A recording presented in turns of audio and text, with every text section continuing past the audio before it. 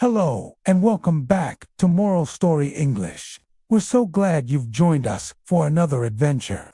Today, we have a very special tale for you, one that reminds us of the magic hidden in the world all around us. It's called The Child Who Heard the Wind. Are you ready? Let's begin. Once, in a small, peaceful village nestled between rolling green hills and a whispering forest, there lived a young boy named Pitch. Pitch wasn't like the other children. While they spent their days running and shouting in games, Pitch found joy in something much quieter. He loved to listen. He would spend hours sitting under the big, ancient banyan tree at the edge of the village, with his eyes closed and a gentle smile on his face. He'd listen to the rustling leaves, the chirping crickets, and the buzzing bees, but most of all, he loved to listen to the wind. The wind is talking to me, he would often say to anyone who passed by. He claimed he could understand its whispers and its songs. The other villagers, both children and adults, would often chuckle when they heard him say this. "Oh, Pitch," they'd say, ruffling his hair, "it's just the sound of air moving through the trees. The wind doesn't talk." Some of the other kids would tease him, calling him Wind Whisperer. Pitch, but their laughter and teasing never bothered him.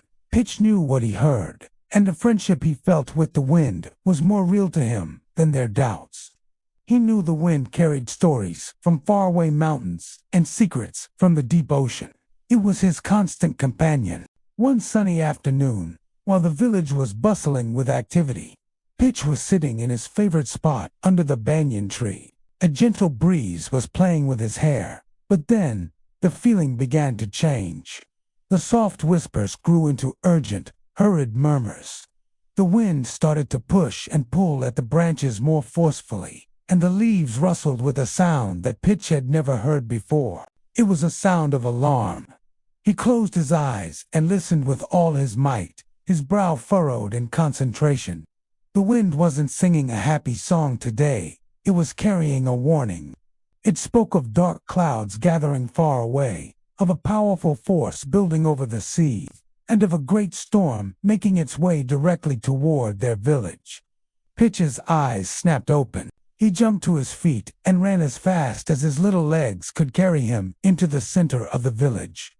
"Everyone, listen," he shouted, his voice filled with urgency. "The wind is warning us. A huge storm is coming. It will be here very soon. We have to get ready." At first, people stopped and stared. Some of them smiled, thinking it was just another one of Pitch's imaginative games. "A storm, Pitch?" one farmer asked, looking up at the clear blue sky. "There isn't a single cloud in sight."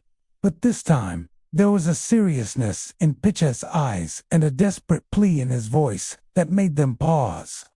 The village elder, a wise old woman who had seen many seasons come and go, looked at Pitch closely. She saw not a silly boy, but a child who was genuinely frightened for his community. "What did the wind tell you, child?" she asked gently. Pitch explained everything: the rising sea, the howling gusts, the path of the storm. The elder listened, nodded gravely, and then turned to the villagers. "He might be right," she declared. "It is better to be safe than to be sorry. Let's trust him."